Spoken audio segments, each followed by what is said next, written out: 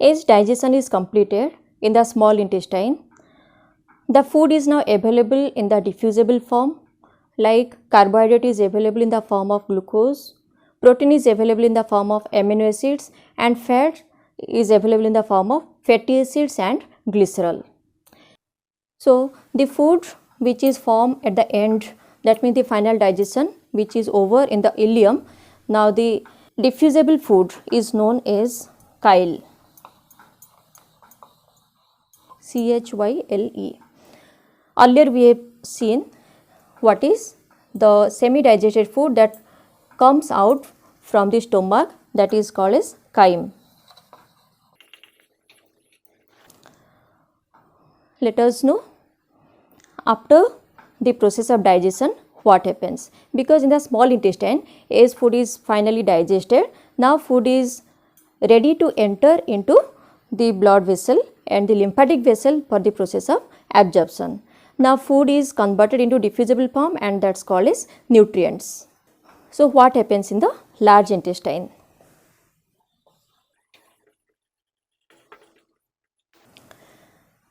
As already we have discussed, large intestine consists of cecum, colon, the three parts of colon, ascending colon, transverse colon and descending colon. The last part is the rectum which opens through the anus. The last part is the anus. So, the digested food which is already absorbed by the wall of the intestine, that is absorbed, but the undigested food which passes from the small intestine to the large intestine. So, what happens to that?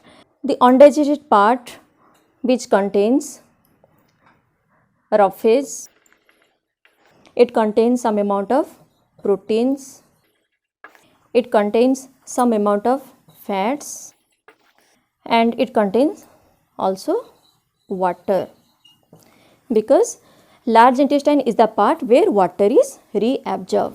So, after the reabsorption of water, now the undigested food becomes now semi-solid and it is now called as feces.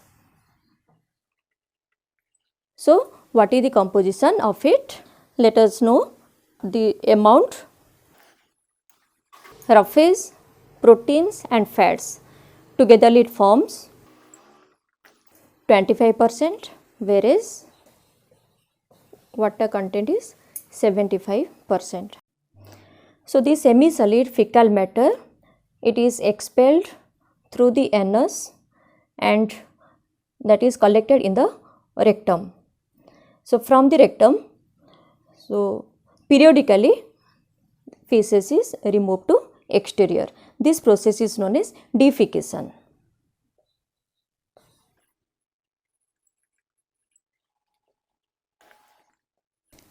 This is all about the process of digestion in different parts of alimentary canal. Let us know the next step, that is the process of absorption.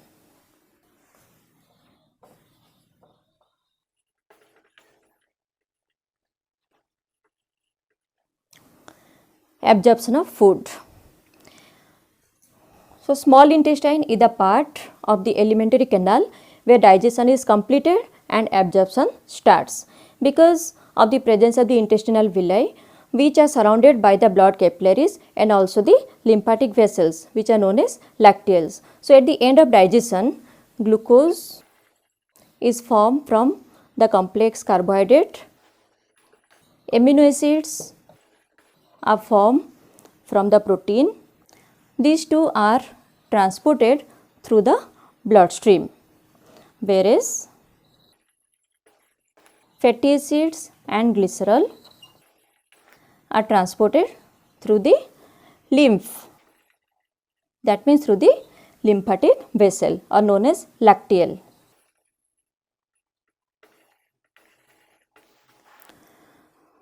So, after absorption through the bloodstream, glucose and amino acids are transported to the liver through the hepatic portal vein, and in the liver they are stored and they are distributed to the different body cells, whereas through the lymph which passes through the lacteals, the fatty acids and glycerol, these are circulated in the body, that means to the different body cells.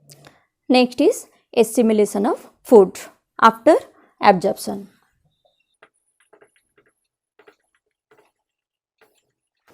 What happens to the simplified nutrients? Glucose is circulated in the bloodstream and that reaches to the liver. So, glucose is utilized because it is the main source of production of energy. Glucose is a substrate that is required to carry out the process of respiration. So, energy is released due to the breakdown of glucose aerobically. So, glucose is supplied to the body cells, but excess glucose is stored in the form of glycogen, mostly in the liver, and some amounts are stored in the muscle cells also. So, glucose is stored in the form of glycogen in the liver cells. This process of conversion of glucose to glycogen is known as glycogenesis. How to remember the term? Glycogen plus synthesis. So, it is called as glycogenesis. But when the body cells require glucose to get energy, that time the glycogen which is stored in the liver is reconverted to glucose. So, we can write in this way: glycogen is converted to glucose.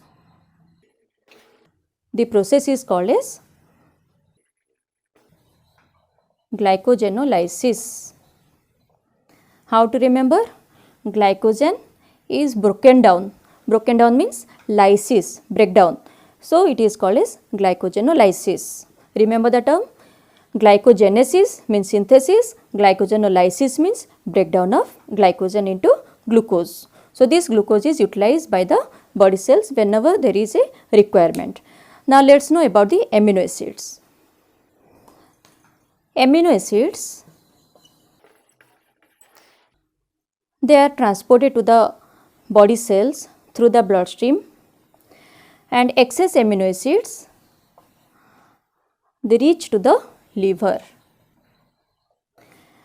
Like glucose, amino acid cannot be stored. Glucose can be stored in the form of glycogen, but amino acid cannot be stored. It is to be broken down. So, amino acids are broken down into the form of ammonia. Ammonia is converted to urea. Urea is converted to uric acid. All these processes occur in the liver, and the process is called as deamination.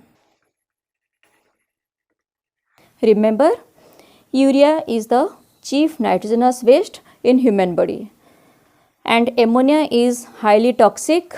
That's why it cannot be stored in human body. That's why immediately is the amino group containing part of the amino acid that is converted to ammonia. Ammonia is converted to urea, and some amount of urea is converted to uric acid. So, the chief nitrogenous waste in human body that contains urea mostly, and also some amount of uric acid. These are excreted through the kidney. That means liver is the site of formation of urea, whereas kidney is the site of formation of urine. Now, let us see what happens to the fatty acids and glycerol. Fatty acids and glycerol are transported through the lacteals, the lymph vessel. Lymph is the medium, and these are utilized by certain body cells for the synthesis of required fats, and the additional or the excess fatty acids and glycerol, these are stored under the skin in the form of subcutaneous fat.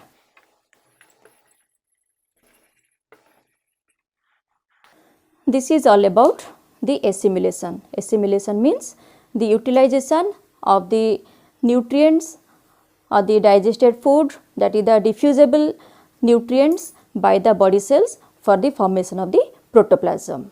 So, the last stage of the process of nutrition is egestion. The undigested food, that is in the form of feces, is removed from the body through the anus. This is all about the digestive system, its structure and function. Hope it is clear to everyone. Thank you.